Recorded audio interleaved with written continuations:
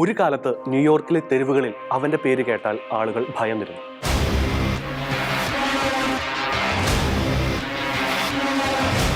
പോലീസിനെ പോലും വെല്ലുവിളിച്ച ഒരു ഗ്യാങ് നേതാവ്.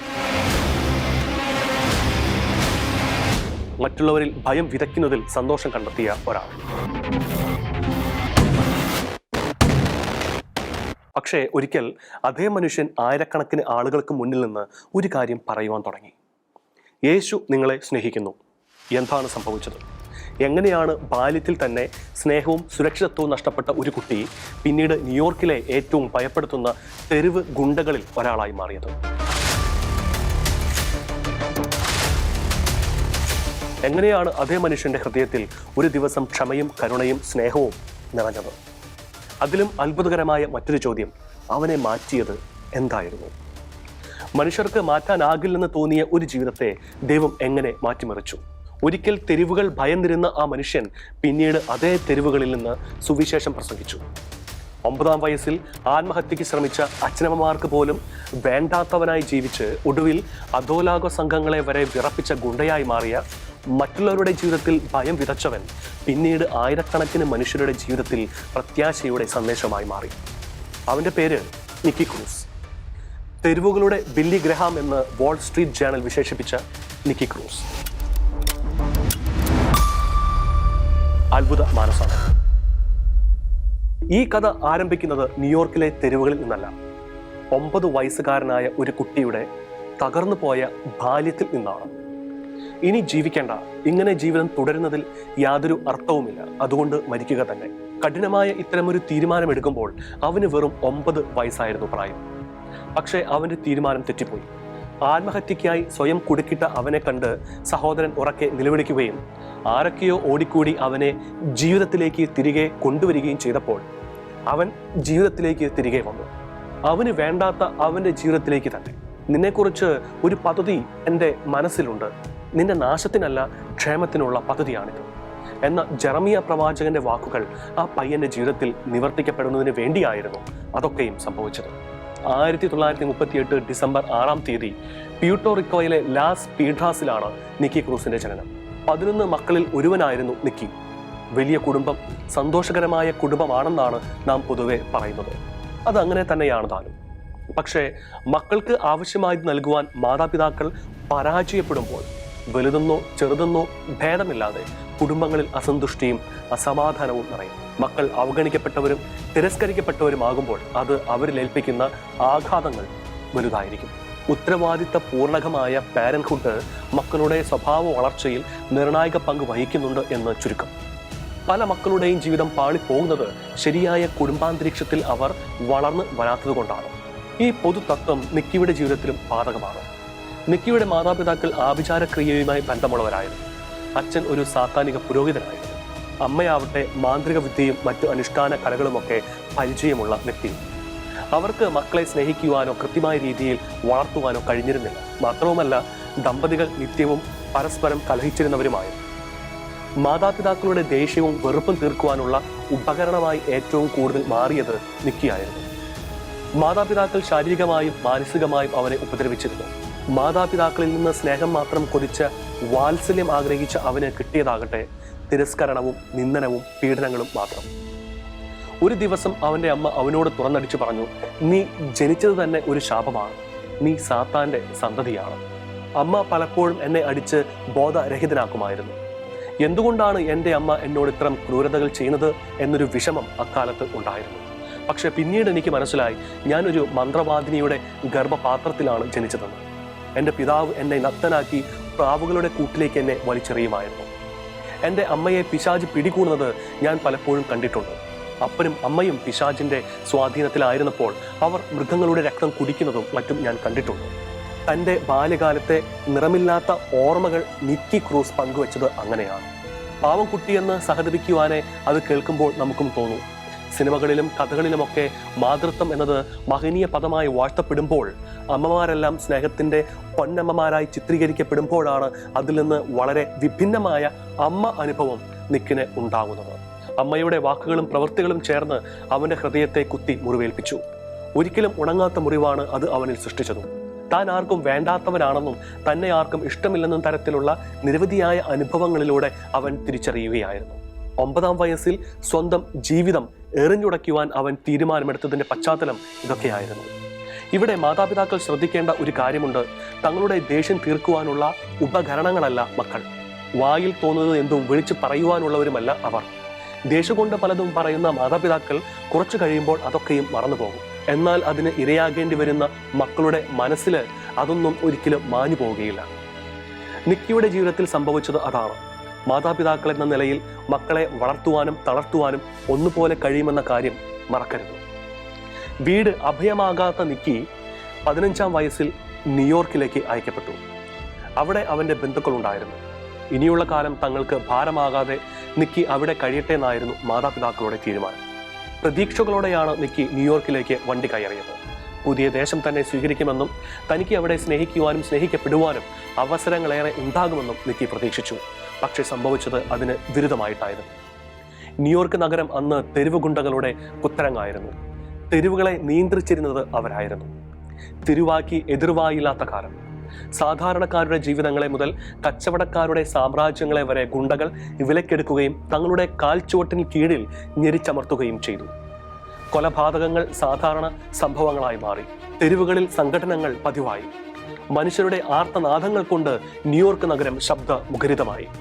മനുഷ്യരക്തം വാർന്നൊഴുകുന്ന തെരുവീതികൾ അന്ന് അസാധാരണമല്ലായിരുന്നു. കവർച്ചയും മയക്കുമരുന്ന് വ്യാപാരവും അതിനെല്ലാം അകമ്പടി സേവിച്ചിരുന്നു. ഇങ്ങനെയുള്ള ന്യൂയോർക്കിലേക്കാണ് നിക്കി ക്രൂസ് വണ്ടി കയറിയത്. പഠിക്കാൻ വന്ന അവൻ പഠനത്തിന് ചേരാതെ തെരുവിലേക്ക് ഇറങ്ങി. അടിസ്ഥാനപരമായി യാതൊരു മൂല്യങ്ങളുമില്ലാതെ വളർന്നു വന്ന ഒരു കൗമാരക്കാരന്റെ സ്വാഭാവികമായ പതനമായിരുന്നു അത്. അക്കാലത്തെ കുപ്രസിദ്ധമായ ഒരു ഗുണ്ടാ സംഘമായിരുന്നു മൗ മൗസ്. 1950-കളുടെയും 1960-കളുടെയും കാലഘട്ടത്തിൽ ന്യൂയോർക്കിലെ പ്രത്യേകിച്ച് സ്പാനിഷ് ഹാർലം പ്രദേശത്ത് പ്രവർത്തിച്ചിരുന്ന ഒരു കുപ്രസിദ്ധ തെരുവ് ഗ്യാങ് ആയിരുന്നു മൗ മൗസ്. ഇങ്ങനെയൊരു ഗ്രൂപ്പ് രൂപമെടുത്തതിന് പിന്നിലും ചരിത്രപരമായ ചില കാരണങ്ങളുണ്ട്. 2-ാം ലോക മഹായുദ്ധത്തിന് ശേഷം പോർട്ടോറിക്കോയിൽ നിന്ന് നിരവധി കുടുംബങ്ങൾ തൊഴിൽ തേടി ന്യൂയോർക്കിലേക്ക് കുടിയേറിയിരുന്നു. എന്നാൽ അവരിൽ പലർക്കും കടുത്ത വിവേചനം നേരിടേണ്ടി വന്നു. ദാരിദ്ര്യത്തിനും തൊഴിലില്ലായ്മയ്ക്കും പുറമെ വംശീയമായ വിവേചനങ്ങൾ. ഇങ്ങനെയൊരു സാഹചര്യത്തിൽ അവയ്ക്കെതിരെയുള്ള പ്രതിരോധം എന്ന നിലയിലായിരുന്നു മൗ മൗസ് രൂപം കൊണ്ടത്. 1950-കളിൽ കെനിയയിൽ ബ്രിട്ടീഷ് ഭരണത്തിനെതിരെ പോരാടിയ മൗ പ്രസ്ഥാനത്തിൽ നിന്ന് പ്രചോദനം സ്വീകരിച്ചാണ് അവർ ഈ ഗ്യാങ്ങിന് രൂപം നൽകിയത്. മറ്റുള്ളവരെ ഭയപ്പെടുത്തുവാൻ വേണ്ടിയുള്ള ഒരു സംഘടന രൂപീകരണമായിരുന്നു അത്. കവർച്ച, മോഷണം, ആക്രമണങ്ങൾ, മറ്റ് ഗ്യാങ്ങുകളുമായുള്ള ആക്രമണങ്ങൾ എന്നിങ്ങനെ അത്യന്തം സങ്കീർണമായിരുന്നു ഈ ഗ്യാങ്ങിന്റെ പ്രവർത്തനം. ന്യൂയോർക്കിലെത്തിയ നിക്കി ക്രൂസ് വൈകാതെ ഇതിന്റെ ഭാഗമായി. നന്നേ ചെറുപ്പത്തിലെ അതിലെ അംഗമായി തീർന്ന നിക്കി പിന്നീട് അതിന്റെ നേതാവുമായി. തന്റെ ആത്മനിഷ്ഠ രചനയിൽ അദ്ദേഹം പറയുന്നത് ഇങ്ങനെയാണ്: വെറുപ്പ്, അക്രമം, പ്രതികാരം എന്നിവയാൽ നിറഞ്ഞ ഒരു കാലഘട്ടമായിരുന്നു അത്. ആയുധങ്ങളും കത്തികളും ഇരുമ്പ് വടികളും ആ ജീവിതത്തിന്റെ ഭാഗമായിരുന്നു. ന്യൂയോർക്ക് പോലീസിനെ പോലും ഭയപ്പെടുത്തുന്ന പേരായി നിക്കി ക്രൂസ് മാറുകയായിരുന്നു. ക്രൂരതകളുടെ പുതിയ അവതാരം നിക്കി ക്രൂസ്. എൻ്റെ അമ്മ എന്നോട് ചെയ്തതെല്ലാം മറ്റുള്ളവരോട് ചെയ്യുവാൻ ഞാൻ ആഗ്രഹിച്ചു. ചിലരെ വേദനിപ്പിക്കുമ്പോൾ എനിക്ക് സന്തോഷം തോന്നുമായിരുന്നു. മറ്റുള്ളവരോട് ക്രൂരതകൾ കാണിക്കുന്നതിനുള്ള വിശദീകരണമായി നിക്കി പറഞ്ഞത് ഇതാണ്. നിക്കി തുടർന്ന് പറയുന്നു: ന്യൂയോർക്ക് എനിക്കൊരു കാടായിരുന്നു. മൃഗത്തെ പോലെയാണ് ഞാൻ പെരുമാറിയിരുന്നത്. മൃഗങ്ങൾക്ക് ശരിയും തെറ്റും തമ്മിലുള്ള വ്യത്യാസം അറിയില്ല. ഒരു മൃഗം അതിജീവനത്തിനായി മറ്റൊരു മൃഗത്തെ കൊല്ലണം. ഞാൻ അതാണ് ചെയ്തുകൊണ്ടിരുന്നത്. കൊലപാതകം പോലും നിക്കി ഇപ്രകാരം ചെയ്തിട്ടുണ്ട്. അതിനു പുറമെ ദിവസവും മോഷണവും, കവർച്ച, കൊള്ള, അക്രമങ്ങൾ, പോലീസ് റെയ്ഡുകൾ, വല്ലപ്പോഴും മാത്രം അറസ്റ്റുകൾ, ജയിൽ താമസം, തെല്ലും വൈകാതെ വീണ്ടും പുറത്തേക്ക് ഇത് ആവർത്തിച്ചു കൊണ്ടേയിരുന്നു. തൻ്റെ ചെയ്തികളിൽ ഒന്നിനെക്കുറിച്ച് പോലും നിക്കി പശ്ചാത്തപിച്ചില്ല. താൻ ചെയ്യുന്നത് ശരിയല്ല എന്നൊരു ചിന്തയും ആ മനസ്സിൽ ഉണ്ടായില്ല. മറ്റുള്ളവരെ ഭയപ്പെടുത്തുക, മറ്റുള്ളവരുടെ മനസ്സിൽ ഭയം നിറയ്ക്കുക, അതുമാത്രമായിരുന്നു നിക്കിയുടെ ലക്ഷ്യം. അതിനുവേണ്ടി ഏതു വിധത്തിലുള്ള ക്രൂരതകൾ ചെയ്യുവാനും നിക്കി മടിച്ചിരുന്നില്ല. പകൽ വെളിച്ചത്തിൽ ഭീകരനായി മാറുമ്പോഴും രാത്രി എത്തുകയും താൻ തീർത്തും ഒറ്റയ്ക്കാകുകയും ചെയ്യുന്ന നിമിഷങ്ങളിലും ഏകാന്തതയും ബാല്യത്തിന്റെ വേദനകളും ആ മനസ്സിലേക്ക് കടന്നു വരുമായിരുന്നു. തൻ്റെ ഉള്ളിൽ ഒരിക്കലും സമാധാനം ഉണ്ടാവില്ല എന്ന് വേദനയോടെ നിക്കി തിരിച്ചറിയുകയും ചെയ്തു. എന്നാൽ എങ്ങനെയാണ് സമാധാനം പ്രാപിക്കാനാവുക എന്നതിനെക്കുറിച്ച് അദ്ദേഹത്തിന് അറിയില്ലായിരുന്നു. നേരം പുലരുകയും പകൽ പരക്കുകയും ചെയ്യുമ്പോൾ വീണ്ടും അക്രമ പരമ്പരയിലേക്ക് അയാൾ മടങ്ങിപ്പോയി. ന്യൂയോർക്ക് നഗരത്തിൽ വ്യാപകമാകുന്ന അക്രമ പരമ്പരകളും ഗ്യാങ്ങുകൾ തമ്മിലുള്ള ഏറ്റുമുട്ടലുകളും ജനങ്ങളുടെ സ്വൈര്യ വിഹാരത്തിന് ഭീഷണിയായിരുന്നു. പല ചെറുപ്പക്കാരും അതിന്റെ പിടിയിലമർന്ന് കഴിഞ്ഞിരുന്നു. ഒരു സമൂഹം മുഴുവൻ അക്രമത്തിലേക്കും കൊള്ളരുതായ്മയിലേക്കും വഴി പിരിയുന്നത് കണ്ടപ്പോൾ ഉള്ളം നിറന്ന ഒരു മനുഷ്യനുണ്ടായിരുന്നു, ഡേവിഡ് വിൽകോഴ്സൺ. സുവിശേഷ പ്രഘോഷകനായിരുന്നു അദ്ദേഹം. 20-ാം നൂറ്റാണ്ടിലെ ഏറ്റവും സ്വാധീനമുള്ള ക്രിസ്തീയ സുവിശേഷ പ്രസംഗകൻ. പെന്തക്കോസ്ത് പാരമ്പര്യമുള്ള ഒരു ക്രൈസ്തവ കുടുംബത്തിലായിരുന്നു ഡേവിഡിന്റെ ജനനം. സ്വാഭാവികമായും ഡേവിഡും ചെറുപ്പം മുതൽ ആ വഴിയെ സഞ്ചരിക്കാൻ ആരംഭിച്ചു. ബൈബിൾ വായനയും പ്രാർത്ഥനയും സഭാത്മക ജീവിതവും അദ്ദേഹത്തിന്റെ ജീവിതത്തിന്റെ ഭാഗമായി. കൗമാരപ്രായം എത്തിയപ്പോഴേക്കും ഇനിയുള്ള ജീവിതം മുഴുവൻ ക്രിസ്തുവിന് വേണ്ടി സമർപ്പിക്കുവാനുള്ളതാണെന്ന് തീർച്ചപ്പെടുത്തി. അങ്ങനെ ദൈവവചനം തീക്ഷ്ണതയാൽ ജ്വലിച്ച് പരിശുദ്ധ ബൈബിളിന്റെ പ്രചാരകനും സുവിശേഷ പ്രഘോഷകനുമായി അദ്ദേഹം മാറി. 1958 ഒരു മാസികയിൽ വായിച്ച ലേഖനമാണ് അദ്ദേഹത്തെ ന്യൂയോർക്കിൽ എത്തിച്ചത്. കൗമാര ഗ്യാങ്ങുകൾക്കിടയിൽ ഉണ്ടായ ഒരു കൊലപാതകത്തെക്കുറിച്ചായിരുന്നു ആ വാർത്ത. ആ യുവാക്കൾക്ക് വേണ്ടി പ്രാർത്ഥിക്കണമെന്ന ശക്തമായ ചിന്ത അദ്ദേഹത്തിനുണ്ടായി. അങ്ങനെയാണ് 100 കണക്കിന് കിലോമീറ്റർ യാത്ര ചെയ്ത് ന്യൂയോർക്കിൽ അദ്ദേഹം എത്തിച്ചേർന്നത്. ഗ്യാങ്ങിലെ ചെറുപ്പക്കാരെ കാണാൻ ശ്രമിച്ചുവെങ്കിലും അത് വിജയിച്ചില്ല. എങ്കിലും ഗ്യാങ്ങിനെ മാനസാന്തരപ്പെടുത്തുവാനുള്ള ശ്രമങ്ങളിൽ നിന്ന് അദ്ദേഹം പിന്മാറിയില്ല. ഇപ്രകാരം ന്യൂയോർക്കിലെ കൗമാര ഗ്യാങ്ങിനെ മാനസാന്തരപ്പെടുത്തുവാനായി ഇറങ്ങിത്തിരിച്ച ഡേവിഡുമായി ഒരു നാൾ നിക്കിയുമായുള്ള കൂടിക്കാഴ്ച നടന്നു. അത് നിർണായകമായ ഒരു കണ്ടുമുട്ടലായിരുന്നു. ഇവിടെ നിക്കിയും ഡേവിഡും വളർന്നു വന്ന സാഹചര്യങ്ങൾ തമ്മിലുള്ള ഒരു താരതമ്യം അത്യാവശ്യമാണെന്ന് തോന്നുന്നു. ബാല്യകാല അനുഭവങ്ങളും മാതാപിതാക്കളിൽ നിന്ന് കിട്ടുന്ന പ്രചോദനങ്ങളും മക്കളെ എങ്ങനെയെല്ലാമാണ് സ്വാധീനിക്കുന്നത് എന്നത് അത് വ്യക്തമാക്കി തരുന്നു. ദൈവത്തെ മറന്ന് ജീവിച്ചവരുടെ മകൻ ദൈവ നിഷേധിയും അസന്മാർഗിയുമായി തീരുന്നു. ദൈവത്തെ ഉള്ളിൽ പ്രതിഷ്ഠിച്ചവരുടെ മകൻ ദൈവസ്നേഹത്തിന്റെ പ്രചാരകനായി മാറുന്നു. നാം എന്തു വിതയ്ക്കുന്നുവോ അത് നാം കൊയ്യുന്നു. വിതയ്ക്കാത്തത് കൊയ്യുവാൻ നമുക്ക് അവകാശവുമില്ല. മക്കൾ വഴിതെറ്റി പോകുന്നതിനും ദൈവത്തെ മറന്ന് ജീവിക്കുന്നതിനും ഒരു കാരണം മാതാപിതാക്കൾ എന്ന നിലയിൽ നാം നൽകുന്ന വികലമായ മാതൃകകൾ തന്നെയാണ്. ഗ്യാങ് നേതാക്കളെയും കുറ്റവാളികളെയും നേരിൽ കണ്ട് സംസാരിക്കുവാനും അവരോട് സുവിശേഷം പ്രഘോഷിക്കുവാനും ഡേവിഡ് ശ്രമിച്ചുവെങ്കിലും സംഘാംഗങ്ങൾ അദ്ദേഹത്തെ പരിഹസിക്കുകയും ഭീഷണിപ്പെടുത്തുകയും ചെയ്തു. പക്ഷേ അതൊന്നും ഡേവിഡിനെ നിരാശനാക്കിയില്ല. അദ്ദേഹം പൊതുവായ ധ്യാനയോഗങ്ങൾ സംഘടിപ്പിച്ചു. അതിലൂടെ ക്രിസ്തുവിന്റെ സ്നേഹത്തെയും കാരുണ്യത്തെയും കുറിച്ച് പ്രഘോഷിച്ചു. അങ്ങനെ ഒരു ദിവസം ന്യൂയോർക്കിലെ നഗരത്തിലെ ഗ്യാങ്ങിന്റെ നേതാവായ നിക്കി ക്രൂസിനോടായി അദ്ദേഹം ഇങ്ങനെ പറഞ്ഞു: നിക്കി, യേശു ക്രിസ്തു നിന്നെ സ്നേഹിക്കുന്നു. ആ വേദിയിൽ വെറും കാഴ്ചക്കാരനായി നിക്കിയും ഉണ്ടായിരുന്നു എന്നതായിരുന്നു അതിശയിപ്പിക്കുന്ന കാര്യം. ഏതൊരാളെയും സമാശ്വസിപ്പിക്കേണ്ട ആ വാക്കുകൾ പക്ഷേ നിക്കിയെ പ്രകോപിതനാക്കുകയാണ് ചെയ്തത്. യേശുക്രിസ്തുവിൽ നിന്ന് അകന്നു ജീവിച്ച, യേശുക്രിസ്തുവിനെ മറന്നു ജീവിക്കുന്ന അയാൾക്ക് എന്തിനാണ് ക്രിസ്തുവിന്റെ സ്നേഹം? അതായിരുന്നു ആ നിമിഷങ്ങളിൽ അയാളുടെ മനോഭാവം. കോപാകുലനായ നിക്കി ഡേവിഡിന് നേരെ പാഞ്ഞു ചെല്ലുന്നതാണ് പിന്നീട് ആളുകൾ കണ്ടത്. അത് കണ്ടപ്പോൾ അവർ പരിഭ്രാന്തരായി. എന്ത് ക്രൂരതയും ചെയ്യുവാൻ മടിയില്ലാത്ത നിക്കി ഡേവിഡിനോട് എങ്ങനെയായിരിക്കും പ്രതികരിക്കുക? അവരുടെ ഊഹം തെറ്റിയില്ല. നിക്കി പല്ലിറുമിക്കൊണ്ട് മുന്നോട്ട് ചെന്ന് ഡേവിഡിന്റെ മുഖത്തേക്ക് നീട്ടി തുപ്പി. സദസ്സിലുണ്ടായിരുന്നവർ എല്ലാം ഒന്നടങ്കം നടുങ്ങി. പിന്നെ ചൂണ്ടുവിരൽ ഉയർത്തി നിക്കി ഭീഷണിപ്പെടുത്തി: ഇന്ന് നീ പ്രസംഗിച്ചാൽ, ആവശ്യമില്ലാത്ത കാര്യം എന്നോട് പറഞ്ഞാൽ ഞാൻ നിന്നെ തുണ്ടം തുണ്ടമാക്കിക്കൊല്ലും. അപ്പോൾ ഡേവിഡിന്റെ പ്രതികരണം ഇങ്ങനെയായിരുന്നു: നീ എന്നെ 1000 കഷ്ണങ്ങളാക്കിയാലും ശരി, എൻ്റെ ഓരോ കഷ്ണവും നിന്നോട് പറയും, യേശു നിന്നെ സ്നേഹിക്കുന്നു. നിക്കിയുടെ ഹൃദയ ആകാശത്തിൽ വലിയൊരു വെള്ളിടി വെട്ടിയതുപോലെയായിരുന്നു ആ വാക്കുകൾ പതിഞ്ഞത്. അയാൾ സ്തബ്ധനായിപ്പോയി. പല്ലിന് പകരം പല്ലും കണ്ണിന് പകരം കണ്ണും എന്നതായിരുന്നു നിക്കിയുടെ നയം. ഒന്നടിക്കുന്നവന് തിരികെ 2 അടി നൽകുക, തനിക്ക് നേരെ കരം ഉയർത്തുന്നവരുടെ കരം വെട്ടുക. പക്ഷേ ഇവിടെ താൻ കാണുന്നത് എന്താണ്? മുഖത്ത് തുപ്പിയിട്ടും ആക്ഷേപ്യനായി തുടരുന്ന, ഭീഷണിപ്പെടുത്തിയിട്ടും സമാധാനത്തോടെ സംസാരിക്കുന്ന ഒരാൾ. ഇതെങ്ങനെ സാധിക്കും? ഒരാൾക്കെങ്ങനെ ഇതുപോലെ ആത്മസംയമനം പാലിക്കാനാകും? ഒരു കവിളത്തടിക്കുന്നവന് മറുകരണം കൂടി കാണിച്ചു കൊടുക്കുകയെന്നോ, 1 മൈൽ ദൂരം കൂടെ വരുവാൻ ചോദിക്കുന്നവൻ്റെ ഒപ്പം 2 മൈൽ ദൂരം പോകണമെന്നോ, മേലങ്കി ചോദിക്കുന്നവന് പുറങ്കുപ്പായം കൂടി വിട്ടുകൊടുക്കുക എന്നോ ഉള്ള തിരുവചനങ്ങളുടെ അടിസ്ഥാനത്തിൽ പണിതുയർത്തപ്പെട്ടിരിക്കുന്ന ആത്മീയതയാണ് ഡേവിഡിൻ്റെതെന്ന് ആ നേരങ്ങളിൽ നിക്കിക്ക് മനസ്സിലായിരുന്നില്ല. അയാളെ സംബന്ധിച്ചിടത്തോളം അത്തരമൊരു പ്രതികരണം അവിശ്വസനീയമായിരുന്നു. പ്രതികാരത്തെക്കുറിച്ച് മാത്രം ചിന്തിച്ച് ജീവിച്ച അയാൾക്ക് എങ്ങനെയാണ് പ്രതികാരം ഒഴിവാക്കേണ്ടതെന്ന് ക്രിസ്തു പ്രബോധനം മനസ്സിലാക്കാനാകുക? അദ്ദേഹത്തിന് അത് സാധിച്ചില്ല. ഡേവിഡിന്റെ ആ പരസ്യ പ്രതികരണത്തിൽ ഒരു നിമിഷം പരിഭ്രാന്തനായി പോയ നിക്കി വേഗം തന്നെ അവിടെ നിന്ന് സ്ഥലം വിട്ടു. അന്ന് രാത്രി അയാൾക്ക് തീരെ ഉറങ്ങുവാൻ കഴിഞ്ഞില്ല. ഡേവിഡിന്റെ വാക്കുകൾ പ്രതിധ്വനി പോലെ അയാളുടെ മനസ്സിൽ ഉയർന്നുകൊണ്ടിരുന്നു: യേശു നിന്നെ സ്നേഹിക്കുന്നു, യേശു നിന്നെ സ്നേഹിക്കുന്നു, യേശു നിന്നെ സ്നേഹിക്കുന്നു. വാക്കുകൾ മുറിയിൽ നിറഞ്ഞപ്പോൾ അതിൻ്റെ പ്രവാഹത്തിൽ താൻ മുങ്ങി താഴുമെന്ന് ഭയന്ന അയാൾ ചാടി എണീറ്റ് കാതുപൊത്തുകയും നോ എന്നും അലറുകയും ചെയ്തു. ക്രിസ്തു തനിക്ക് നേരെ അവിടുത്തെ സ്നേഹത്തിന്റെ വല വിരിച്ചു തുടങ്ങിയെന്ന് അപ്പോൾ നിക്കിക്ക് മനസ്സിലായിരുന്നില്ല. അത് അവിടം കൊണ്ട് അവസാനിച്ചുവെന്നാണ് നിക്കി കരുതിയത്. പക്ഷേ അത് മറ്റൊരു തരത്തിലുള്ള തുടക്കമായിരുന്നു. ഏതാനും ദിവസങ്ങൾ കഴിഞ്ഞപ്പോൾ നിക്കി വീണ്ടും ഡേവിഡിന്റെ സുവിശേഷ പ്രഘോഷണം കേൾക്കാനിടയായി. അതാവട്ടെ അദ്ദേഹം സ്വന്തം ഇഷ്ടപ്രകാരം വന്നതായിരുന്നില്ല. ഏതൊക്കെയോ ചില സുഹൃത്തുക്കളുടെ നിർബന്ധമുണ്ടായിരുന്നു.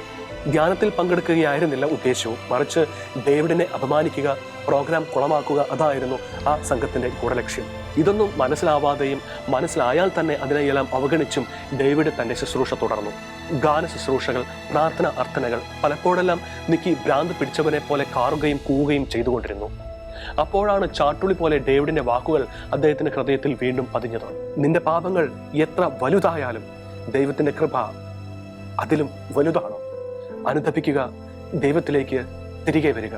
പാപത്തെക്കുറിച്ച് നീക്കി കേട്ടിട്ടുണ്ടായിരുന്നു, പക്ഷേ പാപത്തേക്കാൾ വലുതായ ദൈവത്തിന്റെ കൃപയെക്കുറിച്ച് കേട്ടിട്ടുണ്ടായിരുന്നില്ല. കർത്താവ് അരുളി ചെയ്യുന്നു, വരുവിൻ, നമുക്ക് രമ്യതപ്പെടാം. നിങ്ങളുടെ പാപങ്ങൾ കടും ചുമപ്പാണെങ്കിലും അവ മഞ്ഞുപോലെ വെണ്മയുള്ളതായിരിക്കും. അവ രക്തവർണ്ണമെങ്കിലും കമ്പിളി പോലെ വെളുക്കും. കടും ചുവപ്പും ചുവന്ന പട്ടും കഠിനമായ പാപത്തിന്റെ പ്രതീകങ്ങളാണ്. എന്നിട്ടും ആ പാപങ്ങളെ പോലും വെണ്മയുള്ളതാക്കി മാറ്റുവാൻ ദൈവം സന്നദ്ധനാണ്. പക്ഷേ ദൈവവുമായി നാം രമ്യതപ്പെടണം. പാപം ചെയ്താലും നിനക്ക് പ്രതീക്ഷയുണ്ട്. ദൈവം ആ പാപങ്ങളെ ശുദ്ധീകരിക്കുകയും നിന്നെ പാപമുക്തനാക്കുകയും ചെയ്യും. അതേസമയം പാപം ചെയ്തിട്ടും ദൈവവുമായി രമ്യതപ്പെടുവാൻ തയ്യാറാകാതെയാണ് നീ മുന്നോട്ട് പോകുന്നതെങ്കിൽ നിനക്ക് പ്രതീക്ഷിക്കുവാൻ ഒന്നുമില്ല. ആദ്യത്തേതിനേക്കാൾ കഷ്ടത്തിലാവുകയാണ് നിന്റെ ജീവിതം. നിക്കി ക്രൂസ് കേട്ട വാക്കുകൾ നാം എല്ലാവരോടും കൂടിയുള്ളതാണ്. നാം പാപം ചെയ്തവരാകാം, പക്ഷേ ദൈവത്തിലേക്ക് തിരിയുവാൻ വൈകരുത്. അക്കാര്യം ഒരിക്കൽ കൂടി അടിവരയിടുന്നു. എന്നാൽ നാം പാപങ്ങൾ ഏറ്റു പറയുന്നെങ്കിൽ അവൻ വിശ്വസ്തനും നീതിമാനുമാകിയാൽ പാപങ്ങൾ ക്ഷമിക്കുകയും എല്ലാ അനീതികളിൽ നിന്ന് നമ്മെ ശുദ്ധീകരിക്കുകയും ചെയ്യും. ദൈവത്തിന്റെ കരുണയ്ക്ക് അതീതമായ പാപമില്ല എന്നാണ് ഈ തിരുവചനങ്ങളെല്ലാം വ്യക്തമാക്കുന്നത്. ആത്മാർത്ഥമായ മാനസാന്തരത്തോടെ ദൈവത്തിങ്കിലേക്ക് മടങ്ങുന്നവരെല്ലാം രക്ഷ പ്രാപിക്കും. അന്ന് ഡേവിഡ് പറഞ്ഞ വാക്കുകൾ നിക്കി ക്രൂസിന്റെ കഠിനമായ ഹൃദയത്തെ മാംസളമാക്കി തീർത്തു. അയാൾ പൊട്ടിക്കരഞ്ഞു. വർഷങ്ങൾക്ക് ശേഷമായിരുന്നു അയാൾ കരയുന്നത്. കരയാൻ അയാൾക്ക് മനസ്സിലായിരുന്നു. എല്ലാവിധത്തിലുള്ള മാനുഷികതയും ചോർന്നു പോയ ഒരാൾക്ക്, ഹൃദയം മരവിച്ചു പോയ ഒരാൾക്ക് എങ്ങനെയാണ് കരയുവാൻ കഴിയുക? പക്ഷേ ഇപ്പോൾ ദൈവാത്മാവ് അയാളുടെ ഹൃദയത്തെ സ്പർശിച്ചിരിക്കുന്നു. പരിശുദ്ധാത്മാവിന്റെ ചിറകടി ഒച്ചകൾ അയാളുടെ ഹൃദയത്തിൽ പതിഞ്ഞിരിക്കുന്നു. എൻ്റെ യേശുവേ എന്ന് അയാൾ ഹൃദയം നുറങ്ങി വിളിച്ചു. എൻ്റെ ഹൃദയം, എൻ്റെ ജീവിതം മാറ്റിത്തരണമേ എന്ന് അയാൾ അപേക്ഷിച്ചു. അന്ന് രാത്രി അവിടെ വെച്ച് അയാൾ തൻ്റെ ജീവിതത്തിന്റെ നാഥനും നായകനുമായി യേശുക്രിസ്തുവിനെ പ്രതിഷ്ഠിച്ചു. അവിടെ നിന്ന് അയാൾ മടങ്ങിയത് പുതിയൊരു മനുഷ്യനായിട്ടായിരുന്നു. മനുഷ്യർ നല്ലവരാകുന്നത് ഇഷ്ടപ്പെടാത്ത അനേകരുണ്ട്. നിക്കി ക്രൂസിന്റെ ഈ മാറ്റത്തെ ഉൾക്കൊള്ളാത്തവരുടെ കാര്യവും അങ്ങനെ തന്നെയായിരുന്നു. അദ്ദേഹത്തിന്റെ ഈ മാറ്റത്തെ അവർ പരിഹസിച്ചു. അദ്ദേഹം ഒരു വഞ്ചകനാണെന്നും വർഗദ്രോഹിയാണെന്നും കൂട്ടുകാർ വിധിയെഴുതി. ഏറ്റെടുത്ത കൊട്ടേഷനുകൾ തീർത്ത് തന്നതിന് ശേഷം മാത്രം മതി സുവിശേഷ പ്രഘോഷണം എന്ന് അവർ ശഠിച്ചു. പരിശുദ്ധ ബൈബിളുമായി നടന്നാൽ കൊല്ലുമെന്ന് വരെ ഭീഷണിയുണ്ടായി. എന്നാൽ ഇതൊന്നും നിക്കി ക്രൂസിനെ പരിഭ്രാന്തനാക്കിയില്ല. അദ്ദേഹം ഭയചകിതനായതുമില്ല. എല്ലാ പരിഹാസങ്ങൾക്കും നിന്ദനങ്ങൾക്കും നടുവിലും അദ്ദേഹം പരിശുദ്ധ ബൈബിളിനെ നെഞ്ചോട് ചേർത്ത് പിടിച്ചു. പീഡാസഹന വേളയിൽ നഗ്നനാക്കപ്പെട്ട രീതിയിൽ അവഹേളിതനായ ക്രിസ്തുവിനെ ധ്യാനിച്ചു. ക്രിസ്തുവിനെ അത്രത്തോളം അപമാനങ്ങൾ സഹിക്കാമെങ്കിൽ പാപിയും ബലഹീനനും ദുഷ്ടനും ക്രൂരനുമായ തനിക്ക് അവയെല്ലാം സഹിക്കാനാവില്ലേ? ആരംഭ ശൂരത്വം എന്നാണ് ചിലരൊക്കെ നിക്കി ക്രൂസിന്റെ മാനസാന്തരത്തെ വിശേഷിപ്പിച്ചത്. ധ്യാനം കൂടി വന്നതിന് ശേഷം ആത്മീയ കാര്യങ്ങളിൽ അതീവ ശുഷ്കാന്തി കാണിക്കുകയും ക്രമേണ തണുത്തുറഞ്ഞു പോയ അവസ്ഥയിലേക്ക് എത്തിച്ചേരുകയും ചെയ്യുന്നവരെ നാം കണ്ടിട്ടുണ്ടല്ലോ. അതുപോലെ തുടക്കത്തിലെ ഈ ആവേശം കെട്ടടങ്ങി കഴിയുമ്പോൾ നിക്കി ക്രൂസ് പഴയ ലവണത്തിലേക്ക് തിരിച്ച് വരുമെന്നായിരുന്നു അവരുടെ കണക്കുകൂട്ടൽ. എന്നാൽ മാസങ്ങൾ പലതും കഴിഞ്ഞിട്ടും നിക്കി ക്രൂസ് താൻ ഉപേക്ഷിച്ചു കളഞ്ഞ പാപ വഴിയിലേക്ക് തിരികെ എത്തിയില്ല. അതോടെ നിക്കിയുടെ മാനസാന്തരം സ്ഥിരമാണെന്ന് അവർക്ക് മനസ്സിലായി. എന്നിട്ടും അതിനെ അംഗീകരിച്ചു കൊടുക്കുവാൻ അവർ തയ്യാറായില്ല. പരിശുദ്ധ ബൈബിൾ നെഞ്ചോട് ചേർത്ത് പിടിച്ച് നടന്നു പോകുകയായിരുന്ന നിക്കിയെ വഴിയിൽ തടഞ്ഞു നിർത്തി പഴയ ഗ്യാങ്ങിലെ അംഗങ്ങൾ പരിഹസിച്ചു. നിനക്കിപ്പോ ഇതാണോ പണി? എങ്ങനെ നിത്യച്ചെലവിനുള്ള വക വലതും കിട്ടുന്നുണ്ടോ? ഇല്ലെങ്കിൽ പറഞ്ഞോ, ഞങ്ങൾ തരാം. പക്ഷെ അവരോട് പകയോ വെറുപ്പോ ഇല്ലാതെ നിക്കി മറുപടി നൽകിയത് ഇങ്ങനെയായിരുന്നു: ഞാൻ നിങ്ങളെ പോലെ ആയിരുന്നു ഒരിക്കൽ, പക്ഷേ എന്നെ ഇപ്പോൾ യേശു സ്വന്തമാക്കിയിരിക്കുന്നു. നിങ്ങളും തിരിച്ചു വരൂ. ഇപ്പോൾ നിങ്ങൾ ചെയ്യുന്ന പ്രവൃത്തികളെല്ലാം അവസാനിപ്പിക്കൂ. ദൈവം നിങ്ങളോട് ക്ഷമിക്കും. ആ വാക്കുകളെയും അവർ പരിഹസിച്ചു. എന്നാൽ ചിലരെ നിക്കിയുടെ വാക്കുകൾ സ്പർശിച്ചു. അവർ പിന്നീട് ഗ്യാങ്ങിൽ നിന്ന് വിട്ടുപോവുകയും നന്മയുടെ വഴിയെ സഞ്ചരിച്ചു തുടങ്ങുകയും ചെയ്തു. നിക്കി വൈകാതെ അമേരിക്ക മുഴുവൻ അറിയപ്പെടുന്ന ഒരു സുവിശേഷ പ്രഘോഷകനായി തീർന്നു. നിരവധി രാജ്യങ്ങളിൽ അദ്ദേഹം തൻ്റെ ജീവിതസാക്ഷ്യം പങ്കുവച്ചു. ലഹരിയിലും കുറ്റകൃത്യങ്ങളിലും മുഴുകി ജീവിച്ച ഗുണ്ടാ നേതാവിൻ്റെ മാനസാന്തരം എന്ന നിലയിൽ ആ ജീവിതസാക്ഷ്യം വൻതോതിൽ ചർച്ച ചെയ്യപ്പെട്ടു. നിരവധി യുവാക്കളെ അദ്ദേഹം സ്വാധീനിച്ചു. ലഹരിയിലും തെറ്റായ ജീവിത രീതികളിലും കുടുങ്ങിക്കിടക്കുകയായിരുന്ന അവർ പാപ വഴികളെ വിട്ടുപേക്ഷിക്കുവാൻ തയ്യാറായി. പാപിയായിരുന്ന എന്നെ ദൈവം ഇതുപോലെ മാറ്റിയെടുത്തുവെങ്കിൽ നിങ്ങളെ എത്രയോ അധികമായി ദൈവം മാറ്റുകയില്ല എന്ന നിക്കിയുടെ വാക്കുകൾ അനേകരെ മാനസാന്തരത്തിലേക്ക് നയിച്ചു. മാനസാന്തരം അസാധ്യമായ കാര്യമല്ല എന്ന് അവർ തിരിച്ചറിഞ്ഞു. പക്ഷേ അതിനു മുൻപ് ഹൃദയത്തിൽ അനുതാപം ഉണ്ടാകണം, പശ്ചാത്താപം ഉണ്ടാവണം, ദൈവത്തിങ്കിലേക്ക് തിരികെ വരാനുള്ള സന്നദ്ധത ഉണ്ടാവണം. ഇതെല്ലാം കൂടിച്ചേരുമ്പോൾ മാത്രമേ മാനസാന്തരം പൂർണ്ണമാവുകയുള്ളൂ. ബാല്യകാലം മുതൽക്കുള്ള നിരവധിയായ ആന്തരിക മുറിവുകളുടെ ആകെ തുകയായിരുന്നു നിക്കി ക്രൂസിന്റെ ജീവിതം. ക്ഷമിക്കുവാനും പൊറുക്കാനുമായി നിരവധി പേർ അദ്ദേഹത്തിന്റെ ജീവിതത്തിലുണ്ടായിരുന്നു. മനസ്സിൽ പകയും വെറുപ്പുമായിട്ടാണ് അദ്ദേഹം ജീവിച്ചതും. പക്ഷേ അത്ഭുത മാനസാന്തര അനുഭവത്തിലേക്ക് പ്രവേശിച്ചത് മുതൽ അതിശയകരമായ ഒരു മാറ്റം കൂടി അദ്ദേഹത്തിനുണ്ടായി. എല്ലാവരോടും ക്ഷമിക്കുവാൻ സാധിച്ചു. മാതാപിതാക്കൾ, സഹോദരങ്ങൾ, സുഹൃത്തുക്കൾ എല്ലാവരോടും നിരുപാധികമായി ക്ഷമിക്കുവാൻ അദ്ദേഹത്തിന് സാധിച്ചു. യഥാർത്ഥ ക്ഷമ നിങ്ങളിൽ നിന്ന് വരുമ്പോൾ ആ ഇരുണ്ട മേഘം അപ്രത്യക്ഷമാകും. അപ്പോൾ നിങ്ങൾക്ക് ക്രിസ്തുവിൻ്റെ ഹൃദയത്തിലേക്ക് നേരിട്ട് പ്രവേശിക്കാനാവും. ക്ഷമയുടെ സൗന്ദര്യത്തെക്കുറിച്ച് നിക്കി ക്രൂസ് പറയുന്നു. ക്രിസ്തു എന്നോട് ക്ഷമിച്ചിരിക്കുന്നു, അതിനാൽ ഞാൻ മറ്റുള്ളവരോട് ക്ഷമിക്കുന്നു എന്നതായിരുന്നു അദ്ദേഹത്തിൻ്റെ മറ്റൊരു വിശദീകരണം. പ്രതികാരത്തിൻ്റെ ഭാഷ വിട്ട് സ്നേഹത്തിൻ്റെ ഭാഷ സംസാരിച്ച് തുടങ്ങിയപ്പോൾ ആ ജീവിതത്തിലുണ്ടായ മാറ്റങ്ങൾ എണ്ണമറ്റവയായിരുന്നു. തെരുവുകളെ ഒരു നാൾ ആയുധങ്ങൾ കൊണ്ട് വിറപ്പിച്ച വ്യക്തി തെരുവുകളിൽ നിന്നുകൊണ്ട് സുവിശേഷം പ്രഘോഷിക്കുന്നതിന് ന്യൂയോർക്ക് നഗരം സാക്ഷ്യം വഹിച്ചു.